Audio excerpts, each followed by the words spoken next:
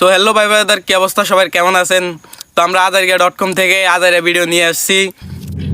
আমরা ভুলভাল খবর নিয়ে চলে এসেছি 265 নিউজ। তো আমাদের সাথে আছে নোয়াখালী থেকে সায়েন্টিস্ট রতন মিয়া, আর কুমিল্লা থেকে আছে ডাক্তার শফিক মিয়া। তো ভাই আপনি কিছু বলেন নোয়াখালীকে নিয়ে।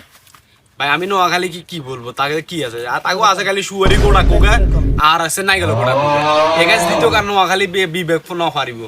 আগে কুমিল্লার দিকে আইয়েন, আগে কুমিল্লার মধ্যে ইফিজিট আছে, তারপরে ক্যান্টারম্যান আছে, শিকাবোর্ড আছে, তারপরে আঙ্গ আপনার কি গাইছে সিটি কর্পোরেশন আছে। হ্যাঁ তো সিটি কর্পোরেশন তো নাই, এবারে কোন সিটি কর্পোরেশন কেন বিবেক দিব? সুয়ারি কোড়া এগেল সুয়ারি কোড়া এগেল হ্যাঁ ওইখানে টাইম নামে। আমি আপনাকে বলি শুনেন, আপনি আমার কথা, তারা টাইম নামে কি পড়ছে দেখছেন?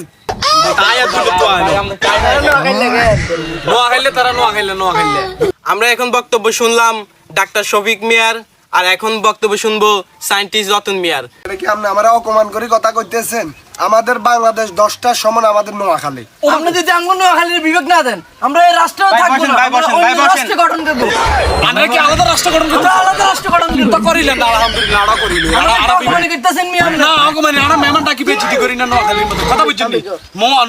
আমরা তরকারি বেচি, আমরা তরকারি বেচি, আপনাদের কোলে বইবো, তবে আপনাদের বেচিতি করি না, আমরা আলাদা রাষ্ট্র গঠন করব। করিলেন স্যার কি? আলহামদুলিল্লাহ।